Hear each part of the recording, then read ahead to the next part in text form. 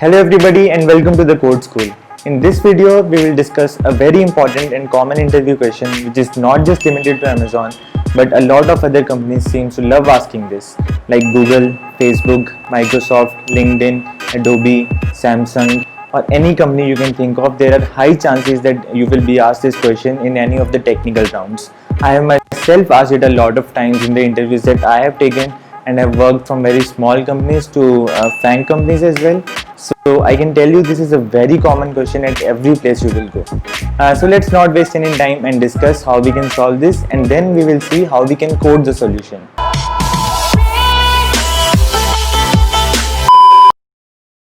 So friends, the problem is we are given two arrays which are both sorted arrays. Now we want to create a third array by merging these two arrays, but the condition is the final array should also be a sorted array, and that too in an increasing order. So friends, just an advice for you guys. So whenever you are in an interview and you are given a problem, and maybe you have seen that problem before, or you can think of the solution right away, you should never jump onto the final solution or the optimized solution straight away. It gives off the impression to the interviewer that you might have seen this problem before a lot of times, and now you know it at the back of your hand, and you didn't even have to think anything to answer this, and the interviewer is there to literally judge your thinking capability. And now what he might do is he might throw in some extra conditions to the problem, or he might even give you some extra problems to solve in the interview, which might make your life tough. So the best thing to do is to start with an unoptimized solution with a naive approach, and then explain why this won't work or what are the drawbacks of this solution, and then build up from there and reach the optimized solution. This will be a lot more impressive to the interviewer, as you now know how to reach the final solution. So in this problem, the naive or the unoptimized approach is to create a new final array and insert all the elements of these two arrays in this array first. So first we will add all the elements of A1 to B, 2, 4, 6, 9, 11. Now we will add all the elements of A2 to B, which will become 1, 3, 5, 7, 8. Now all that's left to reach the final solution is to sort this array. Once we sort it, what we get is 3, 4, 5, 6, 7, 8, 9, 11.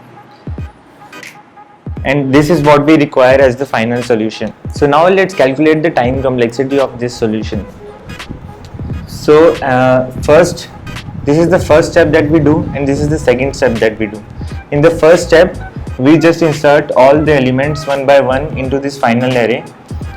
So the time complexity of this step is of n plus m. If we consider the first array has n number of elements and the second array has m number of elements. So, and the second step is sorting. Whether we use quick sort or merge sort, the time complexity of sorting is n log n, where n is the number of elements in the array. In our case, the number of elements in array is m plus n. So time complexity for this step will be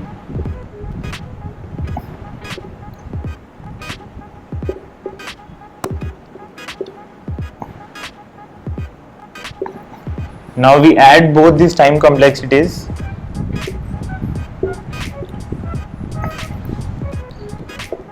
and we can say the time complexity of this solution is of m plus n log of m plus n.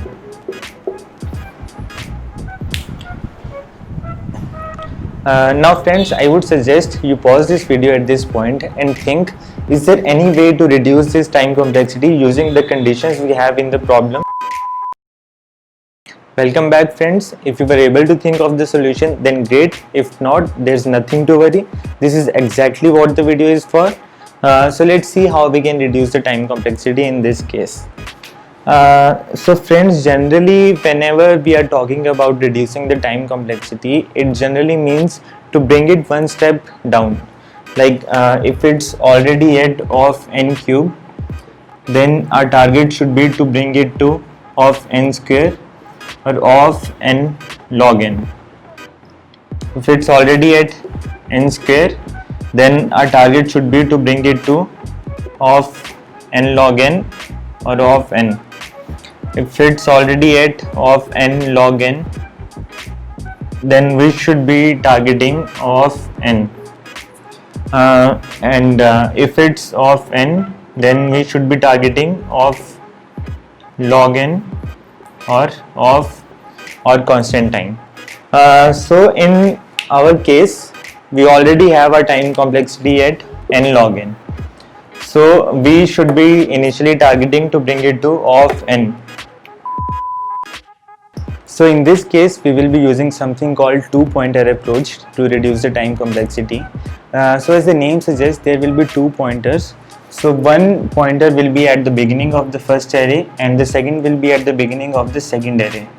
Now what we need to do is keep on comparing the elements which are at the pointers, and then see which is the lower element or the smaller element, and then insert it into the final array. So let's say B is the final array, and now we will compare 2 and 1. Now we can see clearly 1 is the smaller element, and we will insert 1 into the final array. Now what we need to do is we need to increment this pointer to the next element in this array. So now we will be comparing 2 and 3. We can clearly see 2 is the smaller element, and then we increment the pointer of the first array. So now between 3 and 4, 3 is the smaller element. We'll do the same thing and increment the pointer. Similarly, then we insert 4, then we insert 5, then we insert 6, then we insert 7. So friends, something to notice here. So now we are left with the condition where our pointers are at 9 and 8. Now we can see clearly that 8 is the smaller element, and we insert 8 into this array. But we see there is no other element left in the second array, right? So now what we need to do is we have nothing now to compare with 9. So we add all the remaining elements of the first array to this array as it is, like without changing the order of these elements, as they are already in a sorted way. So now we insert 9 and 11 to this array, and now we have got our answer, and we have reached the final solution where all the elements are sorted, and this array contains all the elements from A1 and A2. So guys, see, for every element which is being inserted into this array, we need to make one comparison between these two elements, between the 2 pointer elements, right? For inserting 1, we made a comparison between is 2 greater than 1. So as we can see, this is a constant time comparison. We don't need to run any loop for such comparison, right? So this is a constant time comparison, and we are making such comparison for how many elements? M plus n, as m plus n is the total number of elements in this array. So constant time of 1 into m plus n is big O m plus n. So this is our final time complexity.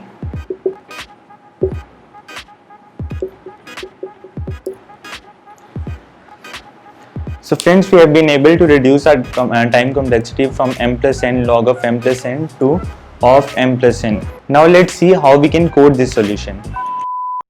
So guys, we are given this C++ function called merge with 2 input arrays A and B, which are both sorted arrays, and now we need to create a new array from these 2 arrays. So let's start. So first of all, let's get the size of these 2 arrays. So we define two variables, size A and size B, to get the size of these arrays.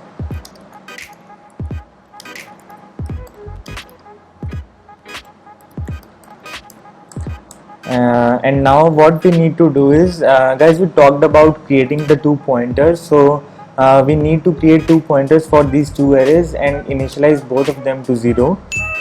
So this is the pointer for A, which is 0, and pointer for B, which is also initialized to 0. Now let's create the required vector or the array, which we will call as C.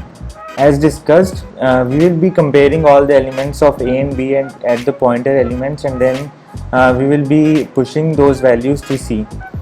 So we need to first create a loop. So we create a while loop, and we need to add the condition or the comparison, which will select the lower element or the smaller element. So if A at ptr A is less than B at ptr B, then we push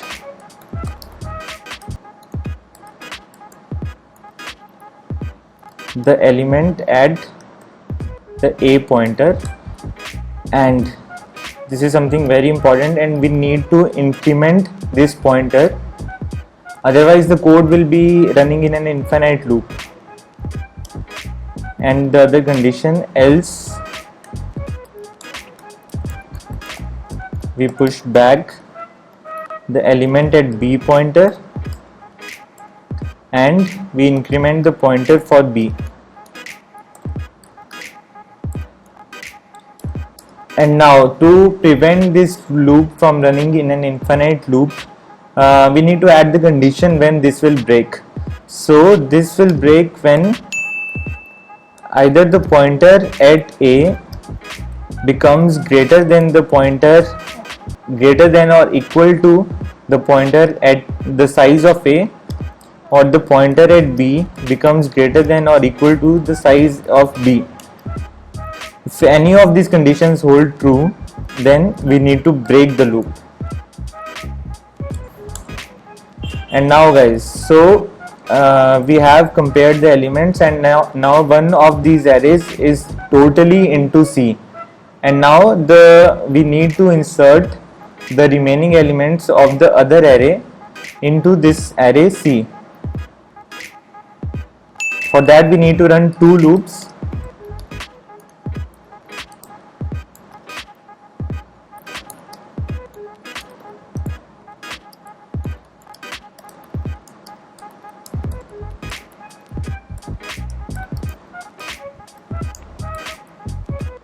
So this loop tells us if any of the element in array A is not inserted in array C after the pointer, we need to insert that into C. Similarly, we need to do this for B.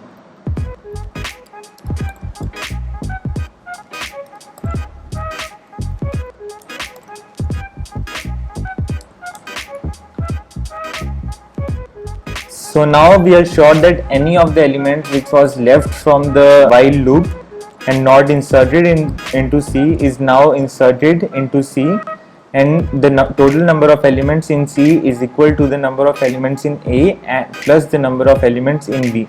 Now we can simply return this vector C. Now let's test this solution. So let's first compile this and now run this. So first we need to mention the size of the first array. So let's say it's 3 and the elements are 2, 4 and 6, and the size of the second array is 5 and the elements are 1, 3, 5, 7 and 8. So now let's see what is the result.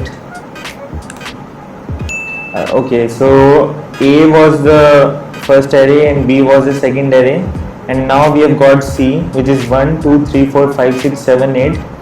Which is a solid array by merging these two arrays, and the number of elements in C is 8, which is equal to 3 plus 5. So let's test for another test case. So let's say the number of elements in both these arrays is 1. So this is the first array and this is the second array.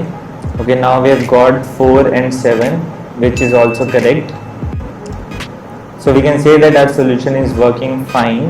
We've already discussed the time complexity of the solution, and the space complexity you can see is also of m plus n, as the new array created, which is C, has m plus n number of elements, where m is the number of elements in the first array and n is the number of elements in the second array. You can also find this code at my GitHub, and I will drop the link of the code in the description down below. So we looked at how we can merge two arrays to form a single array. But friends, most companies do not stop at just 2 arrays. They may extend it to 3 arrays, 4 arrays, 5 arrays, and ultimately n number of arrays, which can make things quite complex, and you need to be ready for this.